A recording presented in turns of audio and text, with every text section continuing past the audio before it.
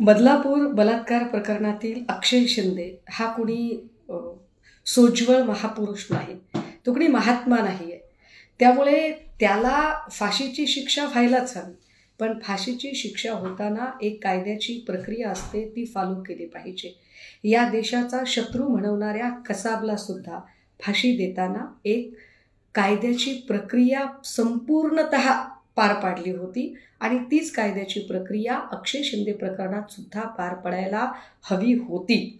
मात्र अक्षय शिंदेचा अशा पद्धतीनं एन्काउंटर हे एका अर्थाने बदलापूर प्रकरणातलं सत्य बाहेर येण्याआधीच त्याला दडपून टाकण्याचा प्रयत्न केला गेलाय.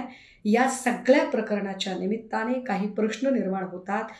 प्रश्न क्रमांक 1, हैदराबाद बलात्कार प्रकरणाच्या नंतर ज्या 4 बलात्कारांचा एन्काउंटर झाला, त्याची स्वसंरक्षणाची स्क्रिप्ट वाचली गेली, तीच स्क्रिप्ट, तेच स्वसंरक्षणाचा बनाव बदलापूर प्रकरणातही केला गेलाय. हे फार उल्लेखनीय आहे. क्रमांक 2, अक्षय शिंदे जर इतका हिंस्त्र आणि गुन्हेगारी प्रवृत्तीचा होता तर त्याला नियान करताना पुरेशी काळजी पोलीस कर्मचाऱ्यांनी का घेतली नाही. क्रमांक 3, अक्षय शिंदेला दोन्ही हातात बेड्या असताना पोलिसांच्या कमरेचा पिस्तूल काढून पोलिसांवर फायर करणं शक्य आहे का. क्रमांक 4, अक्षय शिंदेकडून गोळी पोलिसांच्या पायावर लागते, पण पोलिसांकडून मात्र ती गोळी नेम धरून अक्षय शिंदेला लागते की त्याचा जीवच गेला पाहिजे.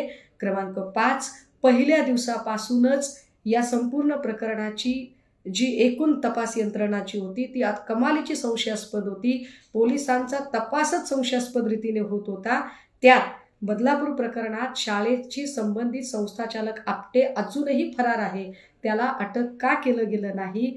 या सगळ्या प्रकरणाची, या सगळ्या प्रश्नांची उत्तरं पोलिसांनी दिलेली नाहीत. सबब या प्रकरणात हलगर्जीपणा करणारे हे सगळे जे पोलीस कर्मचारी आहेत ते तात्काळ निलंबित व्हायला हवेत.